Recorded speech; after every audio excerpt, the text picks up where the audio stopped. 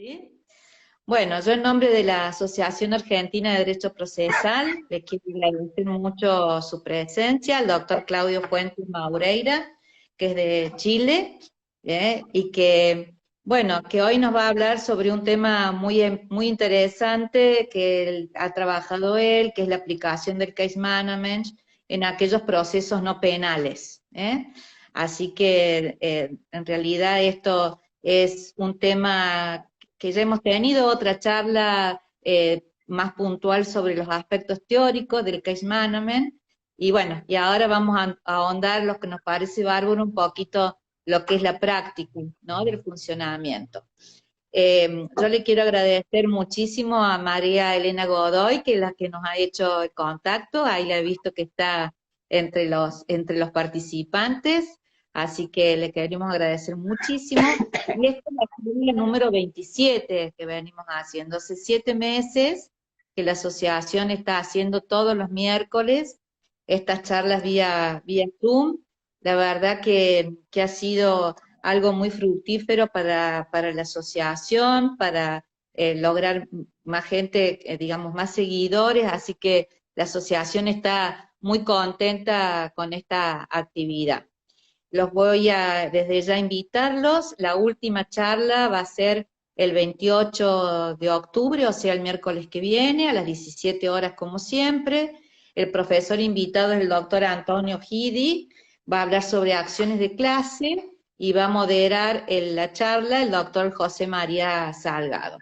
Después vamos a hacer el 4 de noviembre un cierre donde vamos a estar todos los moderadores de las distintas charlas para hacer, digamos, un cierre global y un resumen de todos los temas que se han tratado, ¿no es cierto?, en estos 7 meses. Así que la idea es hacer una reunión con todos los coordinadores. Bueno, doctor, lo voy a presentar, así le dejo la palabra, ¿sí?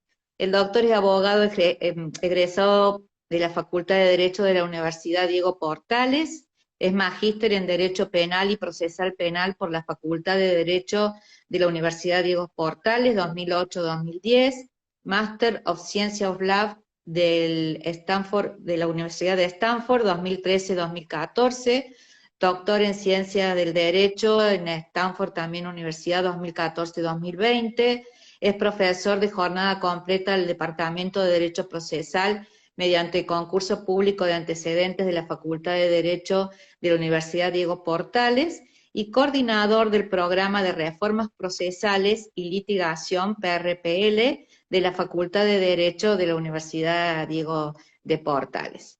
Bueno, doctor, nos va a encantar escucharlos y estamos totalmente atentos a su conversatorio. Bien, bueno, en primer lugar quisiera agradecer a la Asociación Argentina de Derecho Procesal por la invitación y a la doctora Claudia Salazar por haber conversado conmigo preparando esta ponencia. En particular quiero agradecer a mi querida amiga María Elena Godoy, a quien yo la conocí hace muchísimos años atrás cuando yo estaba partiendo mi carrera y trabajaba en ceja y tenía cabello, no como ahora que ya estoy completamente calvo, así ha pasado el tiempo, así que un gusto saber de María Elena cuando ella me escribió.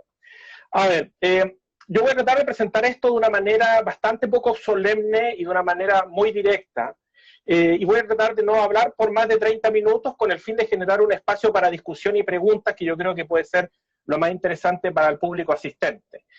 Un par de como aclaraciones de mi presentación. Lo primero que yo quisiera aclarar es que en general la mayoría de las presentaciones en este tipo de encuentros parten desde una teoría o desde un concepto o del derecho comparado, ¿cierto? Y podríamos decir van de arriba hacia abajo, ¿cierto? Mi presentación es un poco al revés.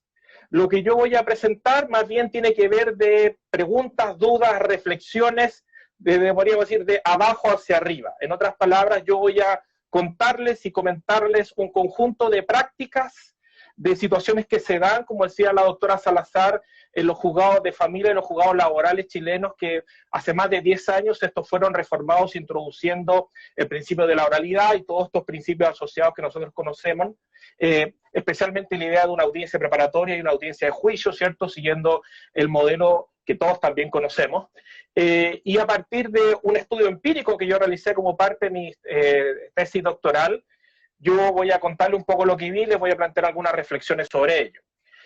Quisiera también aclarar que, como decía la doctora Salazar, yo no voy a entrar a una definición de lo que es case management, ni simplemente recordar que hay un concepto de macro case management que tiene que ver con cómo el tribunal se organiza para efectos de procesar la carga de ingresos que supone, ¿cierto? Y la definición de tracks y otras formas de agrupación de casos, y de lo que se conoce como micro case management, o los norteamericanos lo designan como managerial judging, que es básicamente cuando, como el colega Ramón García hablaba otra vez de este proceso de sastrería, ¿cierto? Cuando un juez toma y gestiona un caso en particular. Voy a limitarme, me remito en todo lo demás a la ponencia de mi colega y estimado amigo profesor Ramón García, que no lo podría presentar mejor de lo que él ya lo presentó, porque uno de los que más ha estudiado este tema desde su perspectiva comparada y conceptual. El objetivo de mi ponencia un poco es un poco mostrarles ciertas prácticas que tienen lugar en las jurisdicciones que les comenté, y a partir de ellas identificar y discutir la existencia de lo que podría llamar son trazos, rasgos, señales de case management. En particular, desde la perspectiva de la teoría procesal chilena, me atrevería a decir que de buena parte de América Latina, pero no quisiera ser tan osado con la aseveración. En general, este es un concepto bastante nuevo y es un concepto respecto al cual no hay mucha teoría, por eso hablo de trazos, rasgos o señas. Pueden ser síntomas del surgimiento de lo que yo he decidido designar como una especie de case management incipiente, algo embrionario, o un proto case management, y espero que con la información que les dé ustedes me dirán si están o no de acuerdo conmigo en esa línea. Y una cosa interesante de la experiencia chilena es que, en mi opinión, estas prácticas y este proto case management surge con una conexión directa a la implementación de modelos orales. Es decir, acá podemos ver un link, un vínculo directo entre la implementación de reformas procesales orales y el desarrollo eventual en el tiempo de prácticas que podríamos designar o denominar de case management. ¿Okay? Ese es un poco el contexto de lo que yo quiero hablar con ustedes. Y solo para que lo tengan claro, una línea, ¿cierto? Yo observé entre el año 2017 y 2018 aproximadamente 100 audiencias de juicio en los juzgados laborales y de familia de Santiago. También entrevisté a más de 50 operadores del sistema de justicia, entre jueces, abogados, fiscales, administradores de tribunal y funcionarios de tribunal. Por lo tanto, esto literalmente es de abajo hacia arriba. Y quisiera partir por un poco instalar un concepto que a mí me parece clave dentro de este proto case management, y que probablemente por la experiencia argentina para ustedes es familiar, que es la noción de agenda de audiencias, ¿cierto? Todos los sistemas orales, la principal misión que tienen los sistemas orales es la producción de audiencias, ¿cierto? Es generar las condiciones para que existan audiencias. Y en esa línea, entonces, pero no se trata de generar audiencias de cualquier manera o en cualquier momento, sino que se trata de generar un determinado tipo de audiencias de determinadas condiciones, con una determinada duración, con un cierto volumen. Es decir, no se trata de que el sistema de justicia genera una audiencia de vez en cuando, sino que los sistemas que funcionan con oralidad, el principal producto, yo sé que esto es un lenguaje un poquito administrativo de negocios, pero el principal producto es generar audiencias, ¿ok? Y esto yo me detengo porque creo que es un concepto clave para entender lo que yo creo que es este proto case management o este case management incipiente que yo he identificado en los tribunales chilenos.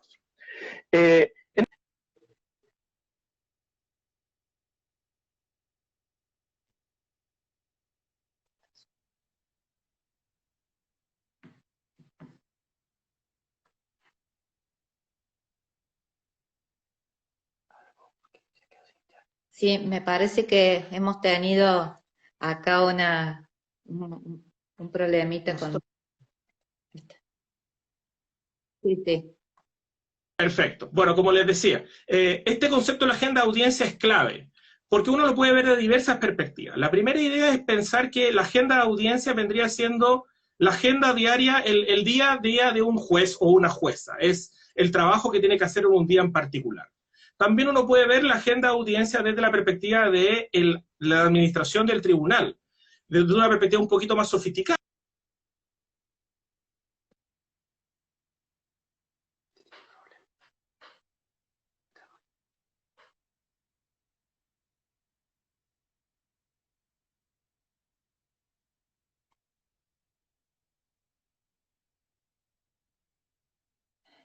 Ve que ahí vuelve. Ahí volví, perfecto. Ahí Bien, vuelve. esperemos que haya solucionado, no se preocupe, doctora. Como le decía entonces, la agenda de audiencia es un concepto clave porque por un lado representa el trabajo diario de un juez o de una jueza, por otro lado representa el producto del trabajo del aparataje administrativo de un determinado tribunal, porque tiene que ver, incluso es como el símbolo de la asignación de recursos. Si uno lo piensa bien, lo que es básicamente la agenda de audiencia es la distribución de los recursos limitados de un tribunal para efecto de realizar la labor jurisdiccional. Estamos hablando del tiempo del juez para poder estar presente en la audiencia, el tiempo que se estima que va a durar un determinado caso en particular.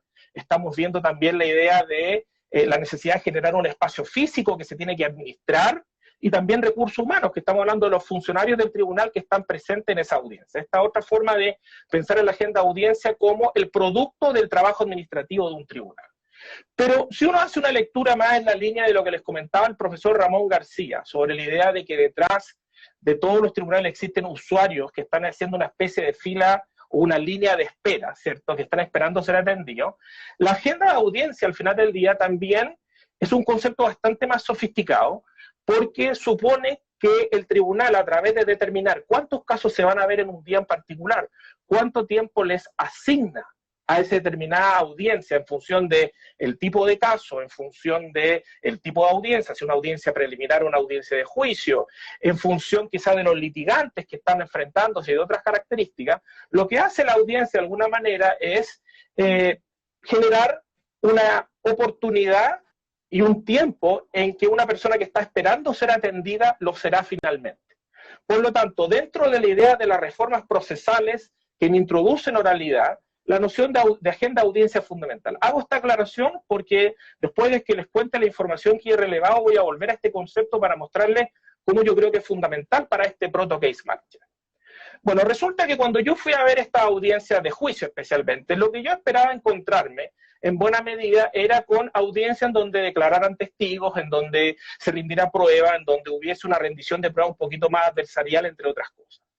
Pero resulta que cuando empiezo a ver audiencias, la mayoría de las audiencias que yo vi no respondía a este fenómeno. Y empecé a detectar una serie de prácticas que tenían lugar en la audiencia de juicio que me eran muy llamativas. Primero, porque la literatura chilena en general no las identificaba, y en segundo lugar, porque algunas de estas prácticas podrían ser calificadas de alguna manera como ajenas a la ley, es decir, la legislación no decía nada a su respecto, no daba ninguna instrucción a su respecto y no se pronunciaba respecto a ello. Entonces, déjenme contarles un poco de estas prácticas. Lo primero que puede percibir es que con independencia del tipo de audiencia de juicio que fuese, tanto los juzgados de familia como los juzgados laborales, todas ellas partían por disponer mucho tiempo para intentar la conciliación. Y si uno tratase, a pesar de que la ley chilena establece que la conciliación solo puede ocurrir en la audiencia preliminar, o que en principio debería ocurrir en la audiencia preliminar, podíamos ver que en la audiencia de juicio donde no se regulaba era una práctica instalada de iniciar tratativas de conciliación, a pesar de que según la lógica del modelo esto no tenía mucho sentido, porque ya estábamos al final del procedimiento de alguna manera.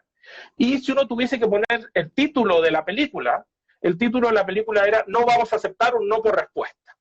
Es decir, uno lo que observaba era por parte de los jueces y las juezas y los funcionarios del tribunal una intensa labor a través del uso de diversas, podríamos llamar, técnicas o prácticas para tratar de persuadir o de presionar a las partes para llegar a una conciliación que pusiese término al juicio. En esa línea uno podía encontrar un rango muy amplio de prácticas. Algunas prácticas eran simplemente relevar las debilidades de los casos, otras prácticas eran derechamente prácticas que uno podría calificar como abusivas. Por ejemplo, que los jueces y las juezas apagaban el audio de una determinada audiencia con el fin de tener una conversación sin registro con las partes. O sea, aquí uno puede ver un espectro completo de diversas prácticas para tratar de llegar y terminar el caso por un acuerdo. Después vamos a discutir por qué esto es así, pero primero quiero describirles esto. Asumiendo que un caso era capaz de sobrevivir este primer intento de terminarse por conciliación, lo que uno veía es que no ocurría en buena medida lo que establecía la ley. Lo que establecía la ley, especialmente en materia de familia, era una rendición de la prueba en buena medida bajo el control de los litigantes, en donde se esperaba que los abogados y las abogadas fueran de alguna manera los protagonistas de este proceso de rendición, y en donde si bien los jueces mantenían ciertas atribuciones probatorias, estas eran bastante residuales, es decir, solo cuando los abogados no operaban. Pero resulta que cuando uno empieza a ver, se percata de que hay una activa conducción probatoria de la audiencia. Y cuando hablo de conducción probatoria de la audiencia, no estoy hablando de lo que tradicionalmente se conoce como las potestades probatorias del juez. Es decir, no estoy hablando de que los jueces tenían su propia prueba o de que los jueces, de alguna manera, con su acción trataban de buscar, entre comillas, la verdad de lo que ocurrió, que sería uno de los clásicos fines que la teoría procesal chilena identifica, sino que, por ejemplo, lo que uno veía es que los jueces intervenían activamente en cómo se rendía la prueba. Por ejemplo, la ley chilena establece que la prueba documental en los juicios orales se tiene que hacer mediante una lectura del documento. Los jueces en los hechos cambiaron esa forma de rendir esa prueba a través de lograr o convenciones con las partes en que acordaban en la audiencia de juicio el contenido de esa prueba, a pesar de que la ley no establece esta facultad, o lo hacían a través de una simplificación de este proceso, simplemente preguntándole a las partes si tenían alguna oposición frente a la prueba de la contraria, y si la respuesta era negativa, se entendía inmediatamente esa prueba por admitida por el tribunal. Es decir, el tribunal en la audiencia de juicio no leía los documentos, no se interiorizaba de ellos, sino que simplemente los recibía. Nada de esto la ley lo permite explícitamente. A mí me parecía muy interesante porque esto era ver un mundo paralelo, lo que decía la ley y lo que pasaba en los hechos. Y desde esa perspectiva, entonces, uno podía observar de que también los jueces intervenían en el orden de la rendición de la prueba. Es decir, los jueces, a pesar de que la ley, especialmente en familia, establece que la prueba, la parte escogen cómo la rinden, los jueces asumían un control muy activo de si primero se va a rendir la prueba documental, si primero se va a rendir la prueba testimonial, cuándo se va a rendir la prueba pericial y cualquier otro medio de prueba. Y las partes muchas veces cedían frente a esta intervención por parte del tribunal en este proceso. Los jueces decían, vamos a partir por este medio de prueba, y esto unido a esta simplificación que yo le contaba, que de alguna manera, si uno se fija, va haciendo que la prueba sea menos engorrosa, va haciendo que la audiencia se vuelva más sencilla, que la información se vaya haciendo más fácil de extraer. En el caso de la prueba testimonial, por ejemplo, uno observaba que no se daba el fenómeno del juez inquisitivo, por ejemplo, en que los jueces asumían el control de todo el interrogatorio, sino que yo le terminé colocando los jueces que interrumpían, porque dejaban que los litigantes hicieran sus preguntas, pero ellos iban haciendo una pregunta por aquí, una pregunta por allá, y de alguna manera iban obteniendo la información que a ellos les parecía pertinente, más allá de la labor de los litigantes. Y al mismo tiempo se hacía un uso estricto del tiempo. Muchos jueces establecían límites de tiempo a la labor de los litigantes. Señor abogado, señor abogado, usted tiene 10 minutos para hacer el interrogatorio de este testigo. Usted tiene 10 minutos para los alegatos de clausura de este caso. Y asimismo, a medida que los abogados desarrollaban conductas, y estas conductas inmediatamente no se volvían aparentemente útiles para el tribunal intervenía apurando el desarrollo de los litigantes, ¿cierto? Apurando el desarrollo de los litigantes. Y claro, lo que yo le he contado hasta el momento no parece ser algo muy novedoso que digamos. De hecho, la misma doctora Salazar me contaba que muchas de estas prácticas se daban en algunas experiencias en las provincias de la Argentina. Sin embargo, lo que yo quiero llamar la atención es que lo interesante es considerar estas prácticas como un conjunto. Es decir, no solo pensar en la posibilidad de conciliar, no solo la posibilidad de que el juez haga una cierta pregunta, sino que uno puede ver estas prácticas como un conjunto de discursos y de técnicas que son usadas de manera activa por el tribunal y con un cierto sentido de estrategia. ¿Estrategia para qué? Que se traduce en el control no sobre el resultado del proceso desde la perspectiva de lograr necesariamente encontrar la verdad o evitar la nulidad de los procedimientos, ¿cierto? Sino que eran prácticas que estaban destinadas a controlar cómo se desarrollaba el rito procesal y cómo terminaba la contienda. De hecho, déjenme polemizar un poco respecto de esto. Cuando un juez o una jueza decide llamar a conciliación, hace una evaluación, ¿no? Determina en su fuero interno que este es un caso que tiene sentido terminarlo por una conciliación. En otras palabras, ese juez o esa jueza está determinando en su foro interno cuál parece ser la forma más óptima de terminar con un caso. O se concilia o se llega a fondo. Y si uno, por ejemplo, reflexiona sobre las distintas estrategias o las distintas técnicas, por decirlo de alguna manera, que los jueces utilizan para fomentar o para presionar la conciliación, uno puede darse cuenta de hasta qué punto los jueces están dispuestos a ir con el fin de terminar este caso, no de la manera que nuestros legisladores lo diseñaron, o que el concepto tradicional de jurisdicción define, ¿cierto? Por lo menos en la teoría procesal chilena, la jurisdicción termina solo con una sola forma, que es la mejor forma, que es la producción de una sentencia que genera un efecto cosa juzgada. Acá no, acá los jueces cuando promueven de manera coordinada y como una práctica constante la conciliación, de alguna manera están diciendo hay un conjunto de casos que ameritan terminarse por conciliación y hay otro conjunto de casos que ameritan seguir adelante hasta un fallo, de alguna manera. Es decir, hay una posición sobre cómo el caso tiene que terminar. Y si uno, por ejemplo, observa estas simplificaciones procesales, el cambiar, el establecer límites de tiempo, el poner límites a las partes, el intervenir en el desarrollo de ciertos medios de prueba, no con el fin de obtener necesariamente la verdad, sino que con el fin de ordenar la información, con el fin de hacer el desarrollo de la audiencia más rápido de alguna manera y más eficiente, de alguna manera lo que los jueces y las juezas están haciendo es cambiar el rito procesal, es reconocer que no todos los casos se tienen que tramitar de la misma manera, que hay casos en donde tiene sentido que el rito procesal se respete completamente hasta el final, y hay otros casos en donde esto no tiene sentido y lo que se busca es simplificar su desarrollo. En otras palabras, en los hechos, la pregunta que muchos jueces se hacen, aunque no la justifican, no la articulan, pero en los hechos es hasta qué punto tiene sentido que este caso en particular se tramite de manera literal respecto a lo que la ley ha dicho. Y claro, desde esa perspectiva uno diría, claro, ¿es esto el parangón del sistema inquisitivo? No pareciera apuntar hacia ese lado, ¿cierto? Acá no estamos identificando los fines tradicionales que el procesalismo chileno clásico ha identificado detrás del comportamiento de los jueces.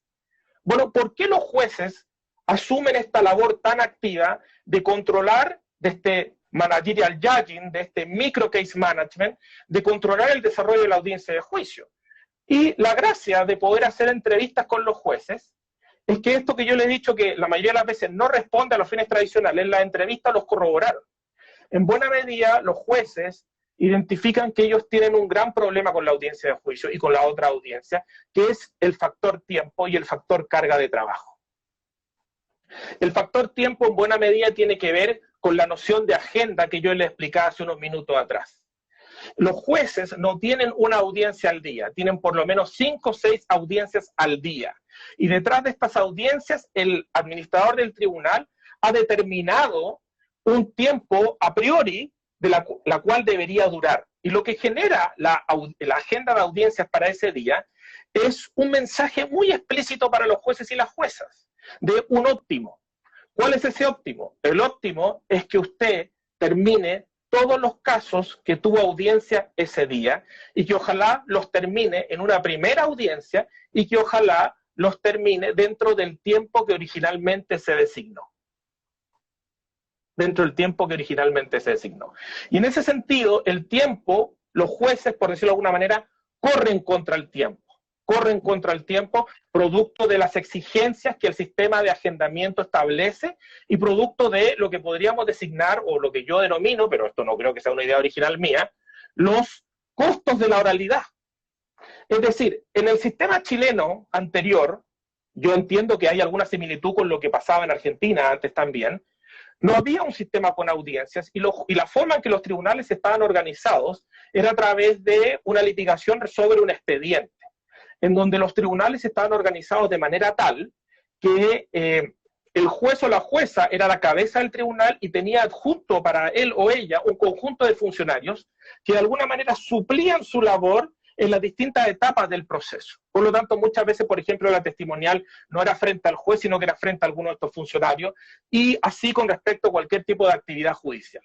Y desde esa perspectiva, todo esto, la experiencia chilena al menos, se fue al tacho de la basura con la implementación de los modelos por audiencia, porque los modelos por audiencia lo que buscaban evitar era este fenómeno tan extendido de la delegación de funciones. Entonces, cuando los jueces ya no pueden delegar funciones y todas las decisiones de los casos se tienen que tomar por audiencias, la agenda del tribunal es la vida laboral del juez o de la jueza. La agenda del tribunal, el cumplir con esa agenda, la posibilidad de atrasarse de esa agenda, genera una serie de consecuencias, porque todos los jueces tienen en el sistema chileno, lunes, martes, miércoles, jueves, viernes, 5 audiencias al día, por lo menos una especial, 2 preliminares y 1 o 2 de juicio. El problema de las audiencias de juicio, además, es que si estas terminan ese día, van a generar la producción de una sentencia.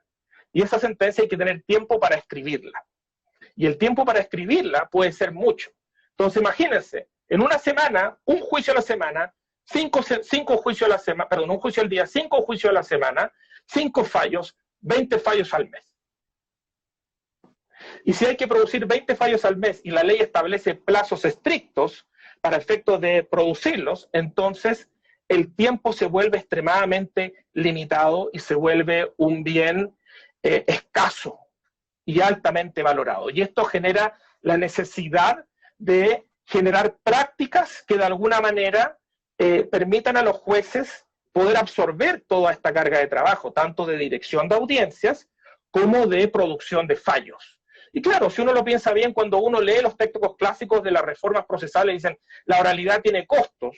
Bueno, una cosa es imaginarse los costos en abstractos. Otra cosa es experimentar esos costos, por decirlo de alguna manera. Y los costos son la complejidad del caso, el hecho de que en el plazo que se ha dado en esa agenda del día, la audiencia de juicio se pueda desarrollar, las capacidades de concentración que tienen los jueces cuando tienen mucha audiencia en un determinado día, por ejemplo. El hecho de tener que discriminar entre información pertinente o no, la capacidad de litigación de los litigantes respecto de qué tan bien entrenados están en la litigación. Bueno, todas estas cuestiones generan necesariamente la necesidad de una práctica, de generar herramientas en los hechos que permitan discriminar. ¿Por qué? Porque el gran problema que tiene la oralidad en Chile en materia de familia y de laboral y los procesos laborales es que no estableció una idea fuerte de simplificación procesal. ¿Qué quiero decir con esto? Que los casos básicamente se pueden terminar de 2 maneras distintas. O se concilian, o se hace un juicio oral, con todo lo que un juicio oral supone, ¿cierto? La necesidad de coordinación, de participación de todos los intervinientes, el asegurar una sala de audiencia respectiva, la presencia del funcionario administrativo necesario, la complejidad de la presentación de la información y del interrogatorio y el contrainterrogatorio por cada uno de los testigos y cada uno de los declarantes. Esos costos de la audiencia de juicio, entonces, generan que si todos los casos o se concilian o terminan por audiencia de juicio, es insostenible. Es insostenible que todos los casos terminen por una audiencia de juicio con todas las formalidades que supone un juicio y que terminen y que además después generen la producción de una sentencia.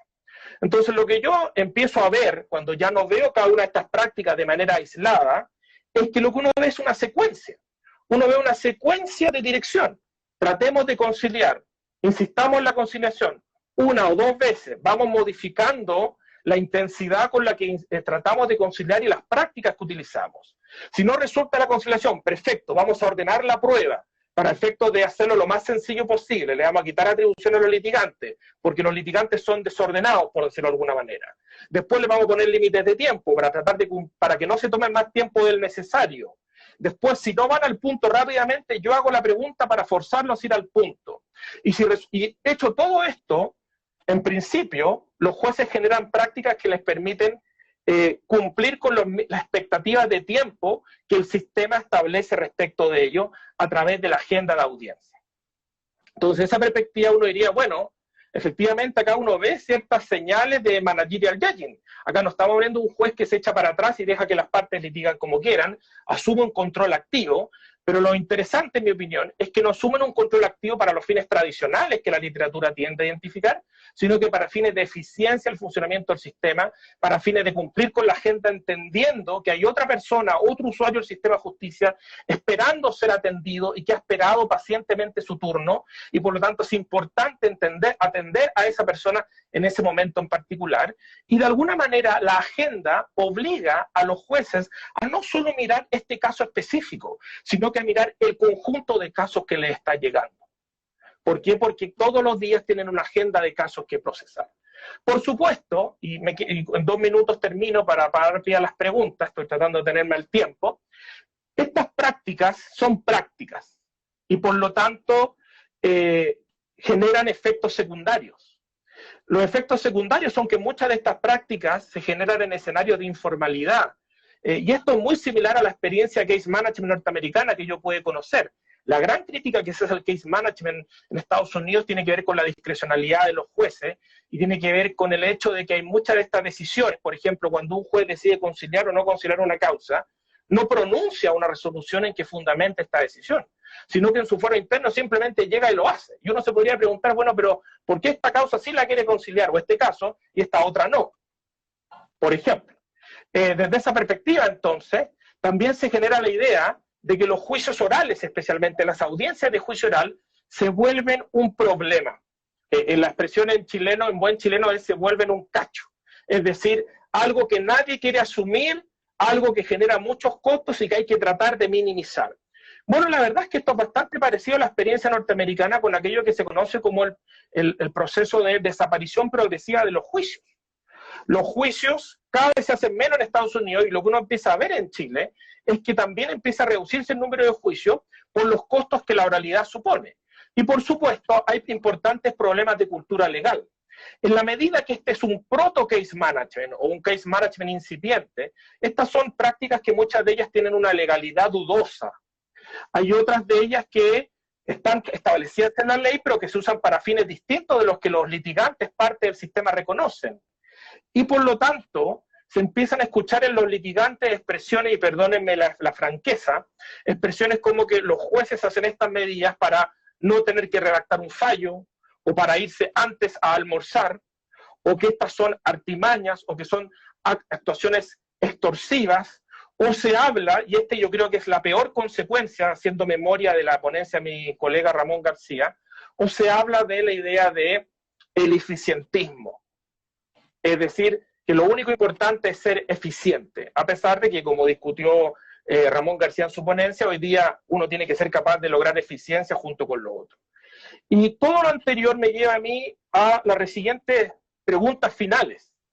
La primera pregunta es si esto que yo le he escrito es un micro case management que se ha dado de abajo hacia arriba, que la necesidad ha obligado a los jueces chilenos, algunos de ellos al menos, a generar estas prácticas de conducción que en muchos casos los legisladores no fueron capaces de anticipar. Surgen preguntas vinculadas a cuáles son los fines apropiados detrás de un case management. El case management no es un fin en sí mismo. El case management es una técnica. Es una técnica que está al servicio de dichos fines, pero lo que uno puede observar en los hechos es que se utilizan algunas de estas técnicas sin una finalidad muy clara. Manejar la carga de trabajo del tribunal es una finalidad apropiada. Déjenme plantearlo en otros términos más polémicos. Como me dijo a mí un juez que yo entrevisté sobre este punto, me dijo, bueno, que él o ella conciliaba para poder tener vida, porque no quería trabajar los fines de semana. Bueno, ¿esa es una finalidad apropiada? Yo no digo que no en principio, pero la pregunto, ¿cierto? ¿Hasta qué punto los legisladores tienen conocimiento de las complejidades de la labor judicial cuando realizan este tipo de reformas y hasta qué punto se entiende la carga de trabajo que esto supone para los jueces? Si se trata de establecer finalidades, ¿son los jueces los que tienen que establecer las finalidades del case management? ¿O solo una finalidad impuesta de arriba hacia abajo, como el modelo inglés, por ejemplo, es apropiada? ¿Y se trata de una finalidad general del sistema o de una finalidad para el caso en específico? Otra pregunta, ¿necesariamente el case management debe estar regulado en la ley? ¿O puede mantenerse en un estatus de prácticas que se van asentando en el tiempo? El problema, sin embargo, y con esto termino, de las prácticas que yo he podido percibir y asumiendo que ustedes me creen de que esto podría ser un micro case management, porque yo creo que podemos entrar a tener esa discusión, es hasta qué punto hay una reflexión sobre la pertinencia de estas prácticas. Es decir, hasta qué punto todas estas prácticas que yo he descrito están bien o están mal, o cuándo están bien o cuándo están mal. Y quizás la pregunta más importante, ¿cuál es el límite de esto? ¿Cierto? ¿Hasta dónde puede llegar la preocupación por el desarrollo de estas prácticas? ¿Dónde están los límites? Entonces, como pueden ver, a diferencia de la ponencia de mi estimado amigo Ramón, la mía parte más bien desde la realidad y a partir de ello genera una serie de reflexiones y una serie de preguntas. Para algunas tengo respuestas, para otras no, obviamente.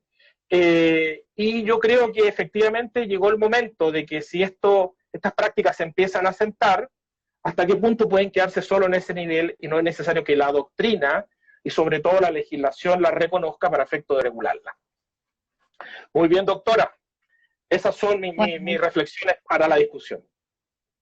Sí, acá lo más importante, ¿no? Que por lo menos lo que hablábamos acá con mi colega, con Claudio, que me tocayo, era una de las preguntas que a mí me había surgido porque su estudio de campo ha sido dentro de lo que son los procesos laborales y los procesos de familia, que tienen un fuerte contenido oficioso, ¿no? Siempre lo han tenido, porque digamos, dentro de los procesos no penales, el proceso laboral y el proceso de familia siempre han sido considerados en familia, inclusive para nosotros con mayor acentuación a partir de la sanción del Código Civil en el 2015, son procesos oficiosos. Entonces, estos estilos judiciales o este estilo del juez del que estábamos hablando, yo le preguntaba cómo lo aplicaríamos en los procesos que son netamente civiles, o cuál es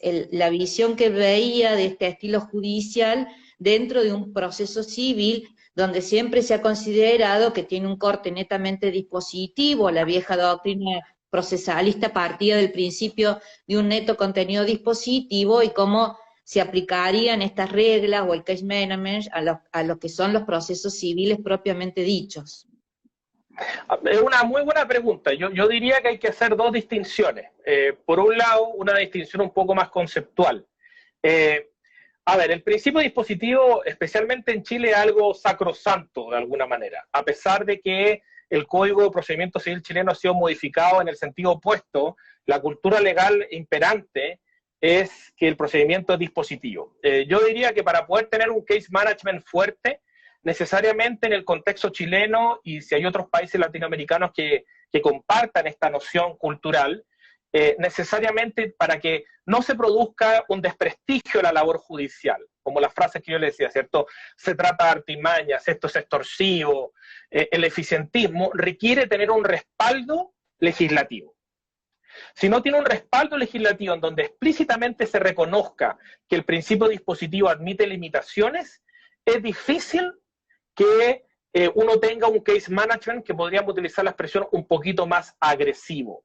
Es muy difícil que se instalen estas prácticas, especialmente porque a lo mejor una vez transcurridas estas prácticas van a haber litigantes que las van a litigar ante los tribunales superiores, y puede que los tribunales superiores, a través de diversos fallos o de casaciones, o nosotros tenemos un recurso disciplinario que se llama la queja disciplinaria, echen abajo estas prácticas y por lo tanto les quiten cualquier tipo de soporte, les quiten, se dice coloquialmente, el piso. Pero por otro lado, en un escenario en donde el case management no tiene este respaldo legal, la realidad sigue siendo de que los jueces tienen, especialmente con modelos por audiencias, los jueces no van a poder delegar funciones, los jueces van a tener que privilegiar salidas autocompositivas, los jueces van a tener que discriminar en cómo tratan los casos porque no lo van a poder tramitar todo de la misma manera. La única forma, creo yo, de poder hacer eso en un escenario tal, tiene que ver con lo que usted hablaba de estilos. Y esto es algo más sociológico que jurídico realmente. Estilos tiene que ver más bien con hasta qué punto los jueces se comportan de manera autoritaria o se comportan enfatizando principios procesales relevantes como la colaboración procesal o como la idea del principio de la cooperación. En otras palabras, cuando los jueces entran, por decirlo de alguna manera, a negociar con las partes, pero no a negociar el fondo de la contienda, sino que entran a negociar la tramitación misma, el rito procesal. Y ahí va a depender esa variable en buena medida de qué tan fuerte esté recogido en nuestra respectiva legislación la idea del principio de la legalidad procesal. Es decir, si en la ley la única que puede ser fuente de la tramitación o de los trámites procesales. Y en Chile esto está regulado a nivel constitucional. Por lo mismo, si bien yo comparto con usted, doctora, que en familia y en laboral hay un mayor contenido del principio de oficialidad, uno entendería que ese principio tendría que ser sopesado con esta restricción constitucional. Sin embargo, esto era algo que no fue capaz de hacer merma. Yo creo que más bien porque estas herramientas son una necesidad práctica. Son una necesidad práctica porque se vuelve imposible procesar la carga de trabajo tratando todo de la misma manera. Yo creo que cuando uno examina la experiencia norteamericana, y la compara un poquito con la chilena, uno se da cuenta que cuando se acepta que no todos los casos se pueden tramitar de la misma manera, los jueces y las juezas empiezan a buscar en la ley recursos legales que les permitan hacer distinciones. Porque el tiempo no es suficiente, el tiempo no da, no hay suficiente recursos humanos y materiales para hacerlo, derechamente. Nosotros acá en Argentina, digamos, el principio dispositivo fue cediendo bastante ya con el perfil, digamos, que le dio al juez el Código Civil y Comercial, ¿no? De la Nación, que se dedicó a dictar un montón de normas procesales, y para mí el gran cambio, sobre todo en algunas provincias, porque a nivel nacional se marcaba ya, digamos, un juez como director del proceso, teníamos normas en las provincias donde, digamos, el principio dispositivo era el que reinaba. Y al establecerse después digamos, el sistema de oralidad, que fue cambiando a partir del 2017, obviamente que eso hizo cambiar el perfil del juez, ¿no? Y a diferencia de lo que tienen ustedes, nosotros tenemos atribuciones de llegar a la conciliación en las dos audiencias, ¿no? Algo que yo me di cuenta que Chile es como que la audiencia preliminar únicamente pueden conciliar, en cambio el juez cuando ya tiene inclusive recopilada toda la prueba y va, digamos, a la audiencia complementaria o a la audiencia de vista y causa, también una de las primeras cuestiones que puede hacer es conciliar con las partes, ¿no? Y, digamos, obviamente que la reforma que está en este momento dando vuelta, el proyecto de reforma del Código Procesal Civil y Comercial de la Nación, ha tomado un montón de estos, yo digo, de los principios del case management, lo tenemos totalmente, digamos, cubierto en un montón de las normas que tiene el proyecto, ¿no? Del código. Creo que el mayor problema, como decías vos, puede ser más el tema este de la organización de la agenda, que es un problema que nosotros lo vemos desde el sistema de la gestión, ¿no? No tanto, digamos, de la capacidad que pueda tener el juez para, digamos, definir un estilo en su trabajo, sino, digamos, de lo que dé la organización de la audiencia y lo que den otros ingredientes que necesita el juez para trabajar, como infraestructura, como capacidad para realizar las audiencias que sean filmadas, que tengamos los lugares convenientes para hacerlo, etcétera, ¿no? Porque, digamos, hay un montón de otros ingredientes que parten más allá de lo que puede ser la teorización, o tener las normas, o no tener las normas, o el perfil que uno tenga, ¿no? Creo que ese es el problema.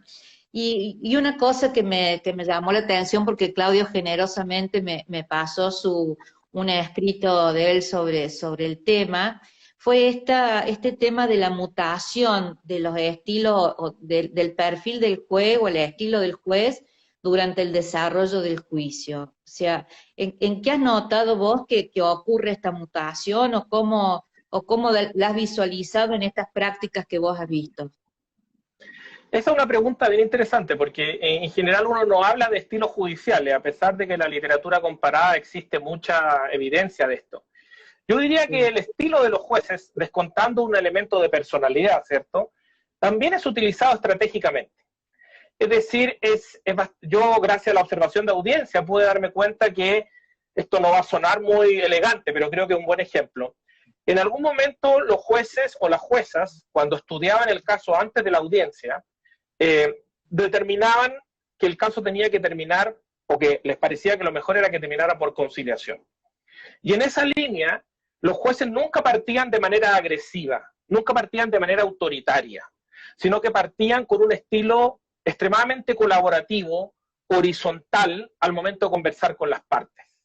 Y uno podría decir de que cuando los jueces y las juezas estaban muy convencidos de que lo mejor para este caso era terminarlo por conciliación, y las partes se oponían a ello, por las razones que fuesen, ahí se producía una separación entre dos grupos de jueces. Aquellos jueces que estaban dispuestos a llegar hasta ahí porque entendían en su foro interno que la conciliación tenía que ser eminentemente algo voluntario, y por otro lado aquellos jueces que entendían que necesariamente seguía prevaleciendo su visión de que el caso tenía que terminar por conciliación, y por lo mismo insistían de manera mucho más agresiva. Yo tengo registros de audiencias en donde los jueces, algunos jueces excepcionales, amenazaban a las partes con conciliar porque ellos podían interrogar a los testigos y ellos interrogaban mucho mejor que los abogados litigantes y por lo tanto las partes no sabían realmente lo que iba a contestar el testigo hasta que el tribunal preguntara, por ejemplo. Y así una serie de otros ejemplos en esa línea. Entonces, lo que yo concluyo de esto es que existe una especie, en algún momento el juez o la jueza toma una decisión de hasta cuándo se la va, entre comillas, a jugar por terminar el caso a través de una conciliación y no una sentencia en el fondo. Y el problema es las razones que tiene para decidir eso, que son completamente desconocidas. Todas estas ocurren en el foro interno del tribunal.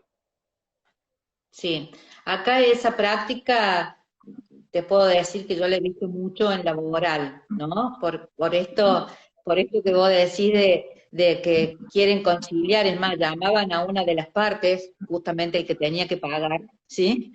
Para, digamos, realizar, vamos a decirlo muy, algún tipo de presión para que arreglara, porque tampoco tenía ganas de ponerse a redactar una sentencia, ¿no? Y son prácticas que no, yo a pesar que formo parte de la magistratura judicial, no la podemos desconocer, ¿no? Y me llamó la atención y uno si se pone a ver en las prácticas, esto que vos decís ocurre, o sea, de golpe pasar de un sistema colaborativo, cooperativo con las partes y la colaboración y estar todo en el mismo plano, como yo digo, de golpe, cuando se desequilibra un poco, sacar las chapas, ¿no?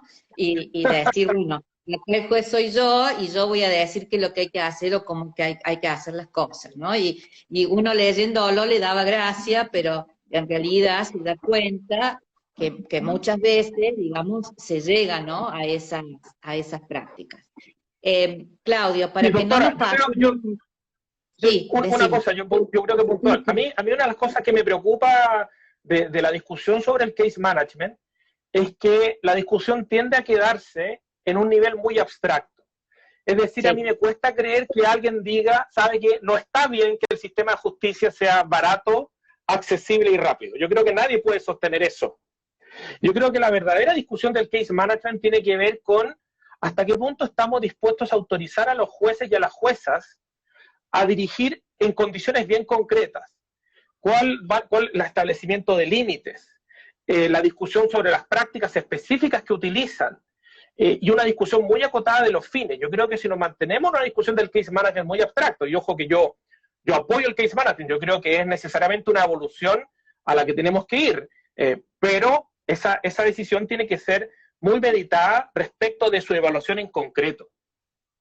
Y esa es la ventaja que tiene la literatura del mundo del derecho del common law, que hay mucho estudio empírico. Yo creo que quedarse en una discusión del case management en las grandes ideas es necesario porque todavía estamos discutiendo el concepto, ni siquiera nos ponemos de acuerdo si, como dice Ramón, es una versión más sofisticada o más compleja o el siguiente paso evolutivo del paradigma del juez director, o si es lo mismo solo que con otro nombre, que también está esa corriente. Esa es una parte de la discusión, pero otra parte de la discusión es las prácticas. Si no discutimos de prácticas, de experiencias concretas, nos vamos a quedar en una nebulosa que yo creo que no nos va a ser muy útil, creo. Sí, perfecto. Bueno, vamos a hacer un pequeño corte de unos 5 minutitos, ¿sí? Y nos volvemos a conectar, ¿sí? Tenemos que hacerlo sí o sí Perfecto. porque no nos dura más el vivo, ¿sí? Hecho, No hay problema. perfecto. Nos seguimos, estoy preparado para las preguntas porque estamos preparados porque hay muchas preguntas. Ojalá que pueda contestar. Bueno, ahí vamos intercalando, no hay problema. No hay problema. Claudio, no, otra cosa, yo voy a hacer 2 o 3 preguntitas más y después empiezo con las preguntas que han hecho los chicos, los asistentes. Muy bien. ¿Qué medidas consideras vos que se pueden llevar a cabo para no llegar a la arbitrariedad judicial? A mí en todas estas cuestiones de la limitación, digamos, de resolver mediante la razonabilidad y no llegar a una arbitrariedad, ¿no? Del juez, creo que son de las cuestiones, digamos, que más nos tiene que preocupar a todos los operadores, ¿no? Judiciales. Entonces, ¿vos qué consideras? ¿Cuáles son las medidas que serían adecuadas o que podrían contener de no llegar a una arbitrariedad judicial? A ver, yo creo que primero tenemos un problema cultural nosotros, que es que nunca nos ha gustado la arbitrariedad judicial. Nunca no hablemos de arbitrariedad judicial. No nos gusta la discrecionalidad judicial. Eso, ¿Cierto? sí. Tenemos una desconfianza histórica por razones que vienen desde la Revolución Francesa, es parte de nuestra cultura legal. Y en ese sentido, el case management que uno puede ver en Estados Unidos o en otras partes, confía mucho en esa idea de la discrecionalidad judicial. En esa línea yo diría que hay varias cosas que uno puede hacer para limitar esa discrecionalidad. Lo primero es la transparencia. Es decir, yo creo que cualquier medida de case management que se tome tiene que ser una medida que no se puede tomar en un escenario de informalidad. Tiene que ser una medida que se tome o en una audiencia o a través de una comunicación, pero todo tiene que estar grabado. No puede ser algo de que a veces se apague un audio o que se le ponga suspensión al registro de video. No, todo tiene que quedar registrado, porque si queda registrado, las partes se sienten más seguras, tienen más confianza y pueden eventualmente ejercer ciertos derechos procesales. Eso creo que es fundamental. Una de las cosas que cuando yo entrevistaba a abogados más los generaba, aunque esto suena de repente con los abogados, uno puede decir que excesivo, pero esta era la impresión, era la idea de una sensación de vulnerabilidad, de que si todas estas cosas ocurren sin un registro, uno no puede defenderse, entre comillas, de ella. Entonces, lo primero es que hay una conciencia muy clara de que todas estas decisiones tienen que tomarse, no necesariamente en audiencia, pero tiene que guardarse registro de ella. Y un registro que no se suspenda, que no se interrumpa, que esté disponible, que sea fácilmente accesible. En segundo lugar, parece ser fundamental la necesidad de que algunas de estas decisiones, no todas, pero algunas de ellas tienen que tener algún tipo de fundamentación. Nuestro problema es que muchas veces entendemos por fundamentación la producción de una decisión escrita que tiene que cumplir con una serie de requisitos formales. Yo diría que no va por ahí, sino que tiene que ir por una decisión del tribunal en que justifique su decisión. Si eso no existe, de nuevo se generan espacios de arbitrariedad. Una cosa es que los jueces tengan discrecionalidad y otra cosa es que hagan actos de arbitrariedad. La forma de controlarlo es transparencia, es registro. Sobre todo también hay que pensar acá en cuestiones de entrenamiento. Es decir, una de las cosas que más me llama a mí la atención sobre cómo funcionan las reformas procesales orales en Chile es que uno se pregunta en quién está pensando el tribunal cuando el tribunal se comporta. Y muchas veces uno queda con la conclusión de que está pensando en el superior jerárquico. No está pensando en el usuario o en el abogado o abogada que está atendiendo. Y acá hay un cambio radical de cultura legal. O sea, cuando una cosa es fallar en un expediente sin que nadie te esté mirando y redactar la decisión, otra cosa es comportarte en una determinada audiencia donde tú no solo tienes que ser imparcial, sino que tienes que proyectar imparcialidad. El problema del case management, especialmente el managerial judging, en todos lados es criticado por lo mismo, es que contiene un germen o un problema de imparcialidad. Es un riesgo para esto, ¿cierto? Es como un costo asociado. Y en esa línea, yo creo que acá hay una cuestión de capacitación clave. Si un día para otro la ley la cambiamos y los jueces empiezan a ejercer estas herramientas sin capacitación, sin una discusión colectiva sobre cuáles son apropiadas, cuáles son las finalidades, esta herramienta se va a desprestigiar rápidamente y vamos a volver en una lógica pendular a lo que teníamos antes de alguna manera. Porque aquí falta mucha educación desde esa perspectiva. Entonces yo no creo que haya un límite rígido, sino que más bien las limitaciones están en el proceder, el cómo ejercer la discrecionalidad, en qué condiciones ejercer esa discrecionalidad. No creo que haya un límite sustantivo, entre comillas. Sí, sí, tal cual, perfecto. Bueno, y lo otro por último, no te voy a preguntar más, así accedemos a las preguntas de los chicos, es, viendo, ¿no? Y remontando un poco a lo que habló el doctor la clase pasada, ¿vos qué aplicación has visto que tienen o han tenido en estos casos que vos has podido, digamos, relevar los principios de solidaridad, de cooperación y flexibilidad de la forma que profesa tanto el case management, digamos, donde ¿Cómo has podido ver en estos casos vos la aplicación de estos principios? Sí, lo primero que yo diría es que en ese sentido las reformas procesales chilenas en buena medida no han enfatizado mucho esos principios procesales.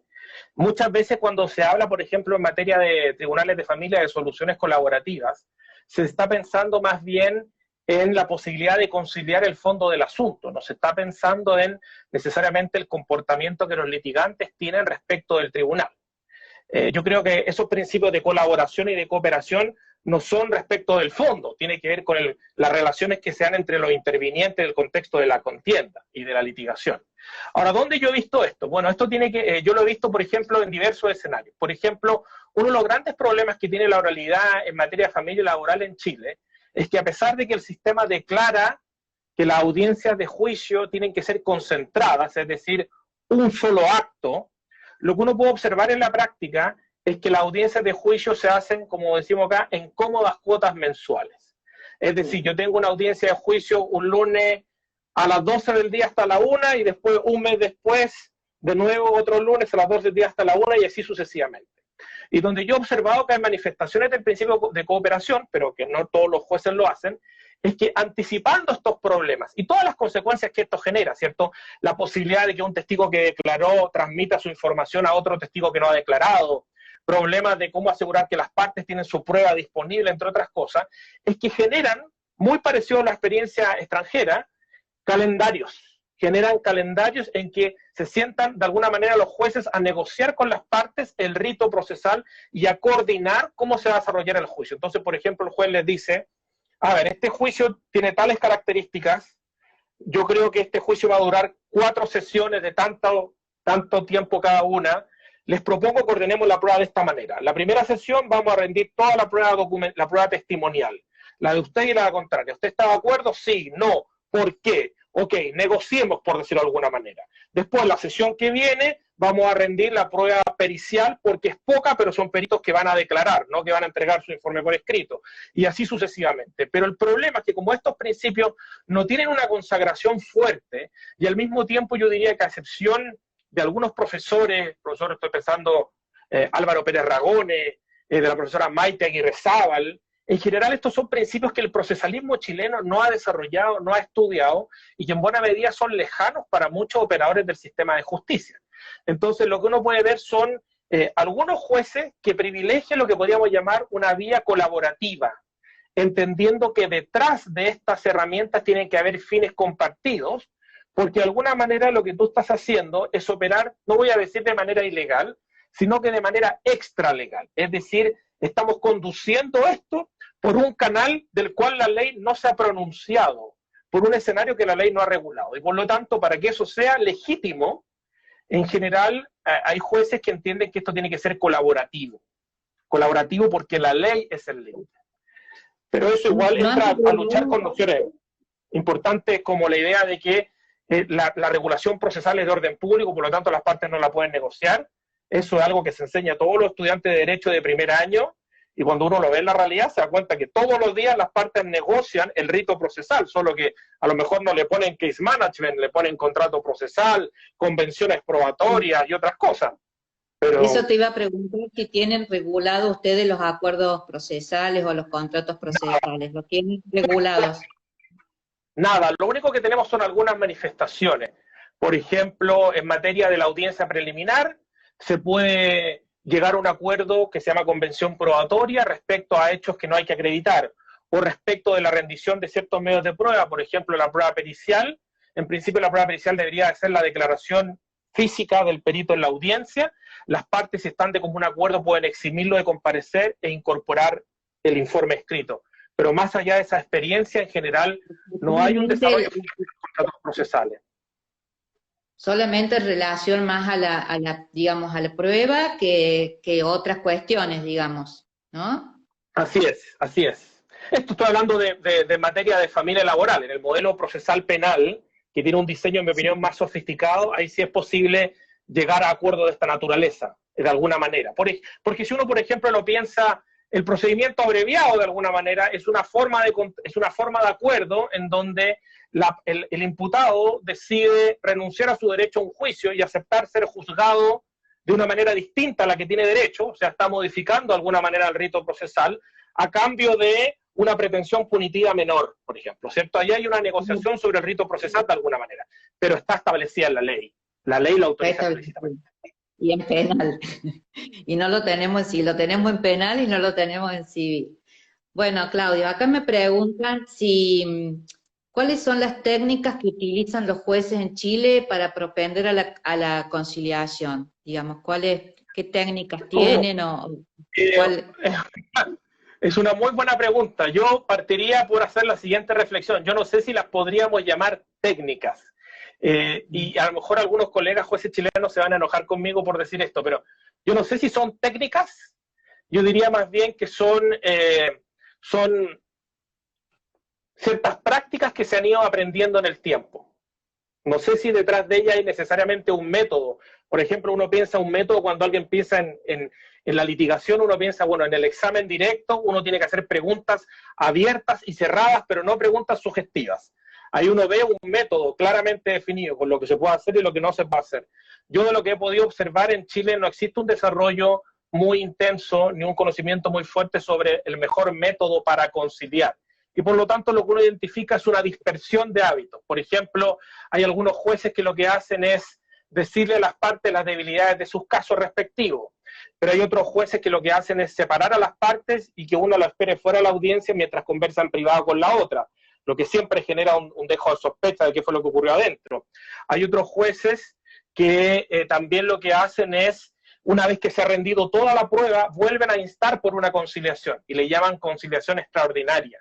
La verdad es que existe muy poca información empírica sobre estas, llamémoslo así, técnicas, y no hay mayor reflexión sobre si estas técnicas son buenas, son malas, cuándo tiene sentido aplicarlas, ni nada. Es algo que por lo menos desde la academia, por lo menos, está completamente subdesarrollado, y cuando yo conversaba con jueces, yo les preguntaba si habían sido si habían sido entrenados por la Academia Judicial, y de los 30 y tantos jueces que yo entrevisté, solo uno me dijo que había tenido un curso una vez de esto, y que era un curso así como conceptual, no era un curso de cómo negociar, por ejemplo. Entonces yo no sé si hablaría siquiera de técnicas en ese escenario.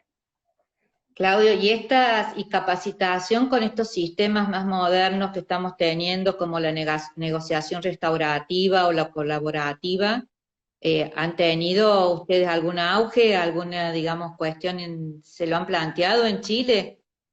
Hay algunas iniciativas, pero son iniciativas muy focalizadas y muy excepcionales. Hasta donde yo sé, no son parte del currículum obligatorio de los jueces. Sé que los jueces que lo hacen, como lo otro que yo he descrito, pasa más bien por inquietudes personales, más que por lo que podríamos llamar una cierta política institucional de las habilidades que los jueces tienen que tener o no, por decirlo de alguna manera. Porque acá empezó mucho primero por el fuero penal, sobre todo la restaurativa, ¿no? Y después se ha ido, digamos, aplicando, tratando de aplicar o capacitar en los otros fueros, ¿no? Que ha dado y que está dando resultados, sobre todo la restaurativa. Es algo que lo tenemos ahora como que está en danza. Y en la universidad, ¿tienen capacitación sobre alguna materia sobre resolución de conflictos o técnicas de resolución de conflictos o medios alternativos? ¿Tienen una capacitación aunque sea primaria en estas materias? Es una muy buena pregunta, y aquí con mi respuesta voy a ganarme el odio de todos mis colegas procesalistas chilenos, pero bueno, yo diría que, a ver, yo creo que buena parte de las universidades tienen algún curso electivo en donde se hable de los métodos autocompositivos, y pueden tener algún tipo de clínica jurídica completamente voluntaria, no es algo obligatorio, en donde los alumnos y las alumnas que lo deseen podrán aprender de esto. Pero si, por ejemplo, uno se guía por el procesalismo chileno en cuanto a los manuales de derecho procesal y su contenido, normalmente uno encuentra que con suerte se le dedica una clase de todo un semestre a hablar de los mecanismos autocompositivos. Y la verdad es que esto es bastante irónico y es contradictorio de alguna manera, porque si uno examina las estadísticas muestran que la gran cantidad de casos se terminan por negociaciones, conciliaciones y mediaciones, y un porcentaje menor en comparación a eso termina con el proceso. Pero resulta que buena parte de las clases de derecho procesal, yo diría que en todas las universidades, se centran en 90%, 95% en el proceso. Entonces, de alguna manera hay un desfase entre lo que se enseña y lo que se hace una vez que esos futuros abogados se transforman en tales y empiezan a ejercer. Entonces, no es algo obligatorio, es algo más bien espontáneo, depende del profesor. Yo, por ejemplo, tengo una colega con la que yo hago clases, que es la profesora Macarena Vargas, que salió en otra de la charla de la Asociación Argentina de Derecho Procesal, es una de las pioneras en estos temas, pero fue por muchísimos años la persona que impulsó esto. Es una lucha contra la corriente monumental y que todavía el procesalismo chileno, en mi opinión, no se termina de adaptar. Claro. Acá, bueno, ahí Romina dice que acá en Argentina pasa lo mismo, que no te sientas mal. Hay provincias, por ejemplo, aquí en Córdoba, dentro de la currícula empezó como una materia que se podía, digamos, elegir dentro de las electivas y después ahora son semestrales las materias, o sea, pero se da, ¿no?, como una materia de resolución de conflictos o medios alternativos. Pero en realidad, como yo digo, los cambios, no tenemos que ya hablar de cambios de procesos, sino de sistemas, digamos. Creo que los cambios tienen que ser mucho más amplios, ¿no? Tenemos que dejar de hablar de casos y de cambios de instituciones, sino que el cambio tiene que ser otra forma de mirar el proceso, ¿no? Y bueno, y eso nos va a costar todavía un largo tiempo. Acá te preguntan... doctora. Sí.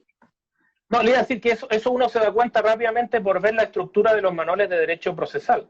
Los manuales de derecho procesal están pensados con la lógica de que se estudia la tramitación de un juicio. Yo no conozco ningún manual, a lo mejor me falta leer, pero no conozco ningún manual que parta con un capítulo que hable de, mire, el sistema de justicia absorbe una gran cantidad de juicios y de lo que vamos a hablar es de cómo se tramita uno de ellos.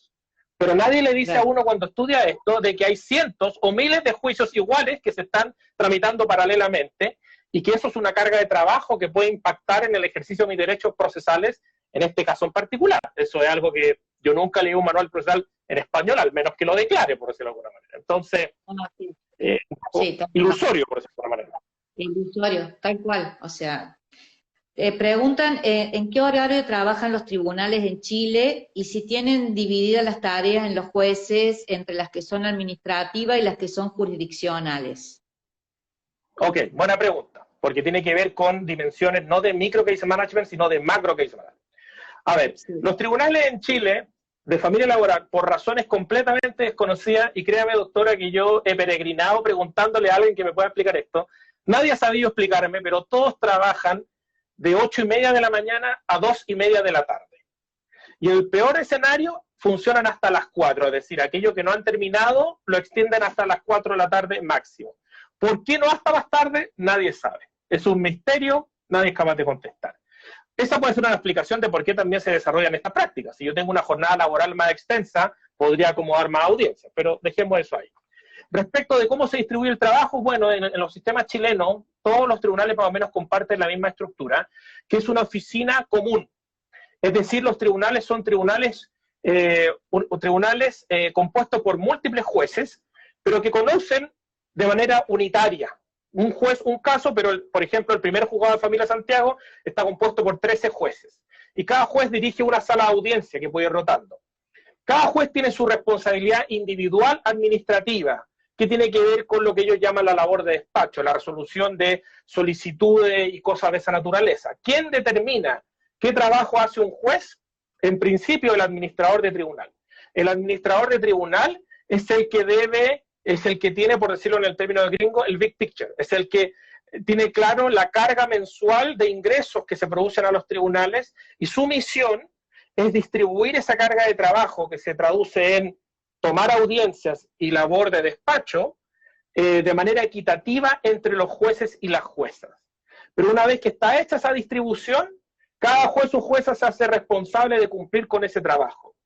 En esa labor administrativa, los jueces también la hacen de manera solitaria, es decir, producto de que tenemos un despacho común, que desaparece la idea de que hay funcionarios judiciales asignados a ciertos jueces, los jueces hoy día están solos y solas, por decirlo así. Enfrentan sus responsabilidades de manera solitaria en general. Y eso también yo creo que es una explicación de por qué se generan este tipo de prácticas que yo les he comentado, porque no reciben mayor asistencia. A lo mejor algún funcionario del tribunal lo ayudará a transcribir una determinada parte de una audiencia, pero eso es todo.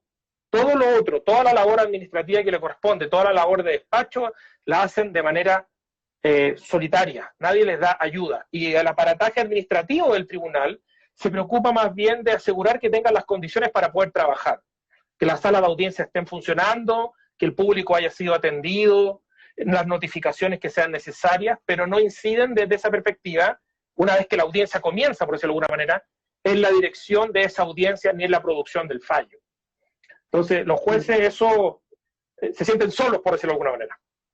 Y una cosa que me llamó la atención, no es el mismo juez de la audiencia preliminar la que toma la audiencia final y de vista causa, por esta distribución que ustedes tienen, digamos. Exacto, pero ese punto que usted indica es muy interesante, porque tiene que ver también, de nuevo, con cómo decisiones de lo que podríamos llamar a nivel de administración de corte impactan en micro case management. ¿Por qué? Porque eso no es así en todos los tribunales en Chile. En Chile, los tribunales de Santiago, que son los que absorben la mayor carga de trabajo y que tienen tribunales compuestos por una gran cantidad de jueces, esos tribunales funcionan en esta idea de que la causa radica, ese es el concepto que nosotros manejamos, cuando comienza la audiencia de juicio, es decir, el juez que intervino antes no es responsable por el caso, ¿ok? Pero eso genera un gran problema al punto de vista de la conducción del proceso, porque establece un desincentivo.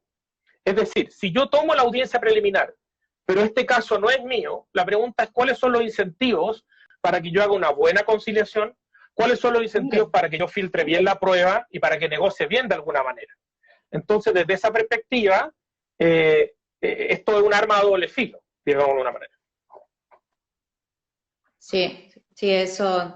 Y acá los chicos, claro, por lo que vos me estás diciendo de la oficina judicial, me preguntaban por qué la agenda no la manejan los jueces. Si tengo este sistema de distribución de que es la oficina judicial, digamos, que maneja todos los jueces, el que divide el trabajo, claro, no tiene forma el juez de tener su agenda particular, digamos, no va a manejar el juez la agenda, sino que lo va a manejar esta oficina que sería como una oficina de distribución de trabajo, ¿no? La oficina. Exactamente. La oficina... Bueno, esa fue una de las ideas más importantes de la reforma. Lo que se buscaba evitar era que prácticas del sistema antiguo se traspasaran al nuevo, que era que la idea de que los jueces fueran dueños de su tiempo. De alguna manera la reforma declaró que el principal recurso de los sistemas era el tiempo de los jueces y no le asigna a los jueces el control de su tiempo. Entonces los jueces de alguna manera luchan por lograr esto. Claudio, ni tiempo ni ayuda. Sí, bueno, por eso se sienten solos, completamente solos. Yo me acuerdo ¿Tienen dividido los trabajos de conocimiento, digamos, el juez hasta que dicta la sentencia con la parte de ejecución? ¿La ejecución la realiza esta misma oficina? ¿Cómo están divididos los trabajos? Depende del tipo de tribunal y del tipo de jurisdicción. Por ejemplo, en materia laboral, todo el tema de ejecución de las sentencias lo ve un tribunal distinto que se llama tribunales de cobranza laboral. Pero en materia de familia, el tema de ejecución lo ve el mismo tribunal de familia que conocen el procedimiento declarativo. Y esa es un área muy crítica hoy día. ¿Por qué? Porque lo que se reformó en materia de familia en Chile fue en buena medida el procedimiento declarativo, pero no se modificó de buena manera el procedimiento de cumplimiento. Y ese procedimiento de cumplimiento hoy día funciona muy mal, la verdad. Esa es la realidad.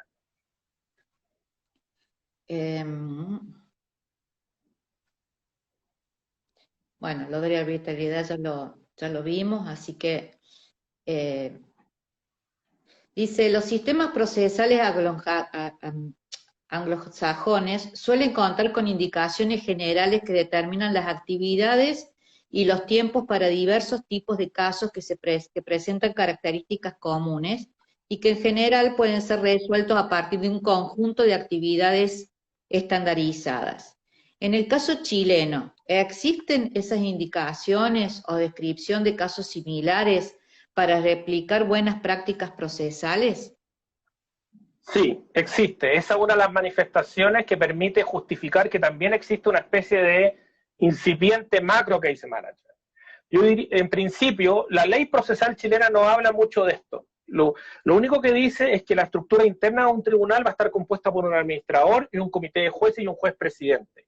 Pero ¿qué ha pasado? Que la Corte Suprema, a través de directivas de naturaleza administrativa, ha determinado o ha dado ciertas facultades a los administradores para que desarrollen este tipo llamémoslo así, de reglamentaciones, porque no tienen rango legal, que de alguna manera van generando una tramitación estandarizada para determinado tipo de casos, dependiendo de algunas variables como su complejidad, su naturaleza, el tipo de litigante, entre otras cosas. Pero esto es algo que de nuevo podríamos llamar extralegal. Y como es extralegal, en general es muy polémico, porque compite con la idea de que solo la ley procesal puede establecer la tramitación del procedimiento.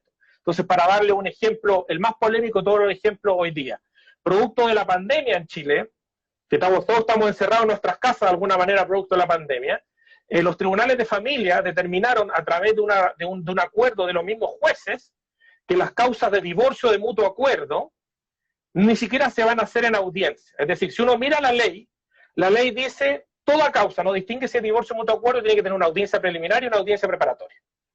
Después la ley autorizó juntarlas, pero en ninguna parte la ley dice que uno se puede ahorrar la audiencia.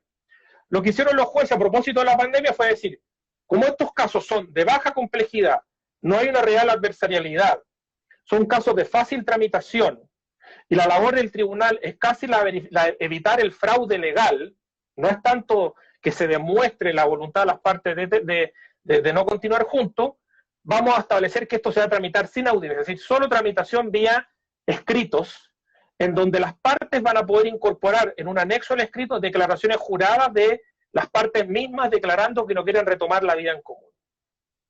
Esto que es un clásico ejemplo de macro case management, porque se genera un camino especial para un cierto tipo de casos con ciertas características vinculadas a su complejidad, su naturaleza, entre otras cosas, ha funcionado en general bastante bien, pero aún así ha generado polémica.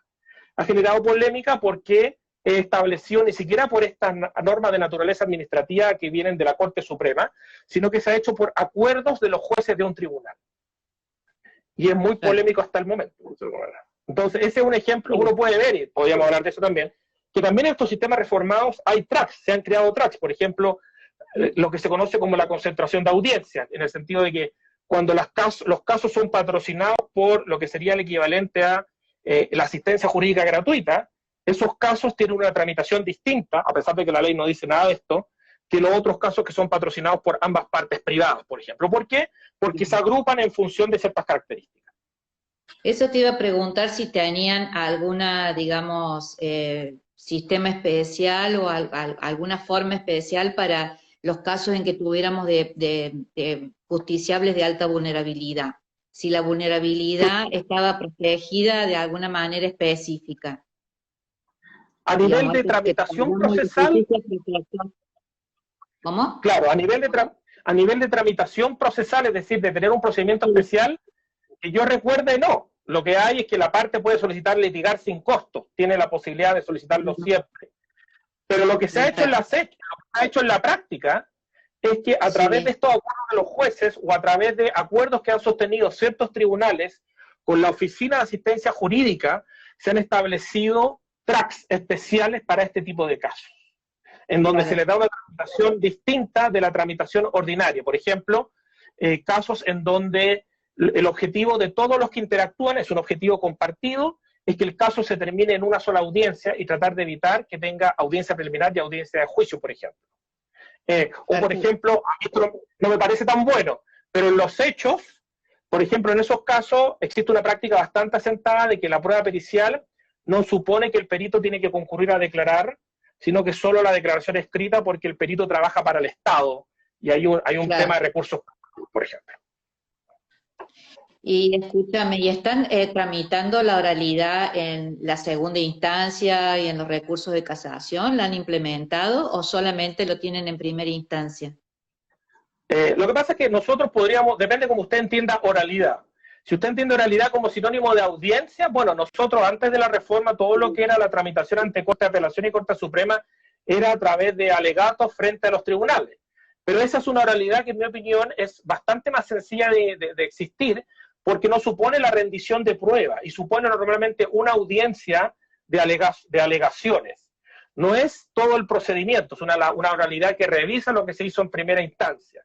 Por lo tanto, buena parte, aunque esto igual puede ser criticado, buena parte de la oralidad, cuando en Chile se habla de las reformas procesales orales, se está pensando en los tribunales de primera instancia, la reforma procesal penal, familia y laboral, que antes de esta reforma se tramitaban en buena medida a través del intercambio de escritos que se contenían en expedientes. Eso se ha suprimido con los sistemas procesales orales.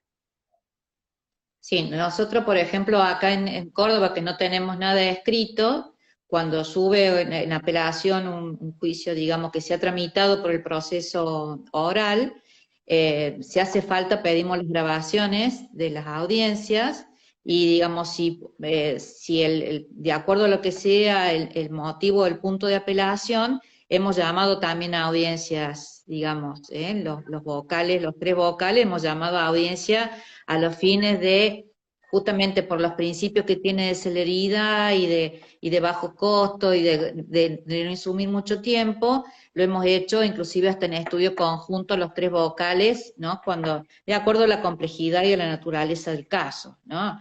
Si están apelando nada más que un daño emergente en un choque y bueno, capaz que lo dejemos así, digamos, y que siga su curso, pero digamos, los principios de la oralidad los estamos respetando en la segunda instancia, ¿no? O sea, también, o sea, Claro, no hemos hecho el desdoblante entre primera y segunda instancia, ¿sí? Sí, no, en el sistema chileno se puede también, y se hace, revisar los registros de audio, pero el sistema no está pensado para volver a rendir prueba o revisar la prueba en detalle, que es una crítica hoy día muy fuerte a la oralidad en segunda instancia. Bueno, acá me pregunta Inés, ¿qué opinas sobre la mediación virtual en los procesos judiciales? Si bien no están directamente en manos de los jueces, los mediadores entrenados pueden llegar a un acuerdo en los distintos juicios enviados al Centro Judicial de Mediación. O sea, yo no, digámoslo así, a mí me parece que la mediación, hay varias formas de contestar esa pregunta, yo haría distinciones. Lo primero es que yo no tengo un problema en sí mismo con que existan mediaciones virtuales. Normalmente los reparos, las mediaciones virtuales tienen que ver con temas de asegurar la privacidad, de que la voluntariedad de las partes sea genuina, y por lo tanto a lo mejor hay que hacer distinciones respecto al tipo de conflicto. Yo no veo por qué un conflicto comercial, un conflicto de propiedad intelectual o un conflicto de naturaleza estrictamente patrimonial no puede mediarse virtualmente, la verdad. Y uno incluso podría hacer el argumento en temas de familia en la medida en que se tomen ciertas recaudos para asegurar la privacidad, como por ejemplo, no sé, el riesgo de que alguien lo graben diciendo algo y la mediación falla y después se utiliza en el juicio. Eso se soluciona con una regla de exclusión de prueba muy estricta en ese sentido. Otra cosa es el rol de los mediadores en el contexto de actividades de case management. Yo diría que en Chile no existe mucho diálogo en ese sentido. Más bien, digámoslo así, en materia familiar, en materia laboral, está la posibilidad de mediar antes. Y en algunas materias se establece la mediación obligatoria. Pero no hay una reflexión muy importante sobre cuáles son los incentivos para mediar exitosamente estos casos en un estado tan temprano del proceso. Entonces es una mediación cuya eficacia es discutible desde el punto de vista de su resultado. Y por lo mismo, lo que termina ocurriendo después es que los jueces, sabiendo que esas mediaciones muchas veces son una formalidad, ellos vuelven a conciliar una o dos veces porque entienden que lo que se hizo antes fue casi para cumplir y no fue una instancia significativa. Y por otro lado hay una cosa cultural, que es la presencia del juez como autoridad al momento de conciliar. Eso es así, o sea, no es discutible. Sí, creo que eso es común, Claudio, en Latinoamérica, el tema de que eso que hablábamos antes de la concepción de que debe, digamos, de los medios alternativos, creo que no lo tenemos, ¿no? Tenemos la judicialización a pleno, ¿no? Inclusive, fíjate, acá nosotros, por ejemplo, en Córdoba, la judicialización obligatoria que se puso, te digo la verdad, demora, lo que está demorando fijar una audiencia para la mediación judicial obligatoria, los pone en jaque a los abogados, que si vos necesitas una cautelar urgente y tenés que llevar para que te admitan la demanda, tenés que llevar el certificado de que, digamos, de que pasaste por mediación, y no te dan la cautelar si no tenés la demanda, porque somos muy estrictos en el código que tenemos en Córdoba. los pone, digamos, en jaque a los abogados en un montón de cuestiones y que termina en realidad no funcionando el sistema. Es mucho más rápido el funcionamiento, digamos, de lo que significa el tramitar en la oralidad hasta segunda instancia que el plazo que te dan para tramitarlo en mediación.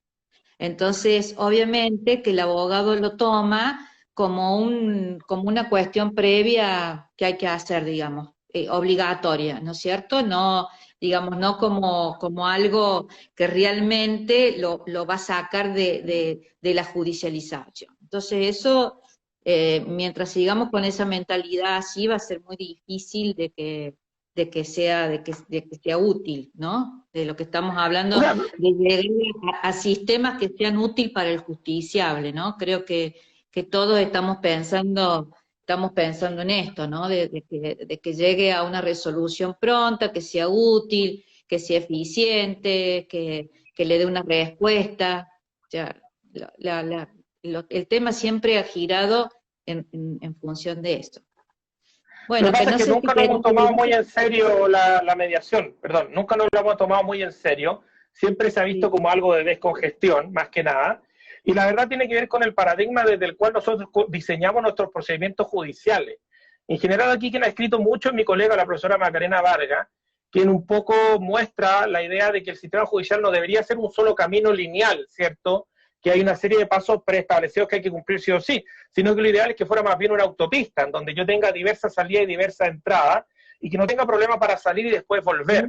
Entonces, y eso tiene que ver con cómo nosotros concebimos el rito procesal, las formas procesales y el diseño del procedimiento al final del día. Entonces, muy rígido todavía. Deberíamos diseñar procedimientos que parezcan más bien una especie de abanico de opciones, más que de un solo camino que hay que cumplir todas sus etapas. Eso es una cuestión de cómo concebimos el diseño mismo. Es que hoy en día el principio de flexibilidad o adaptabilidad de las formas y que veamos, digamos, la forma que sea más eficiente y no rígida para solucionar, para llegar a una solución pronta del caso, debería ser, ni que hablar si estamos frente a personas vulnerables o ante cuestiones que son de alta vulnerabilidad, tendría que ser el perfil que deberíamos tener, digamos, los operadores judiciales, ¿no? Pero seguimos que es todo un cambio de paradigma, ¿no? Es todo un cambio de pensamiento. La verdad, Claudio, que ha Sí. sido interesantísimo, muy interesante el tema, o sea, creo que a todos nos ha encantado, te agradecemos muchísimo tu participación, son temas que vamos a tener que seguir trabajando, ¿no? Los que estamos, los que amamos el derecho procesal, tenemos que seguir trabajando en estos temas, nosotros somos los que tenemos que ayudar a cambiar estos paradigmas. Y bueno, y a todos los participantes los agradezco muchísimo, los invito para la última clase, que es el 28 de octubre. Recuerden que el profesor invitado es el doctor Antonio Gidi, que va a hablar sobre acciones de clase, ¿no? Otra cuestión muy interesante en los cambios que tenemos que hacer de pensamiento judicial, y lo va a moderar el doctor José María Salgado, así que lo espero a todos, ¿eh?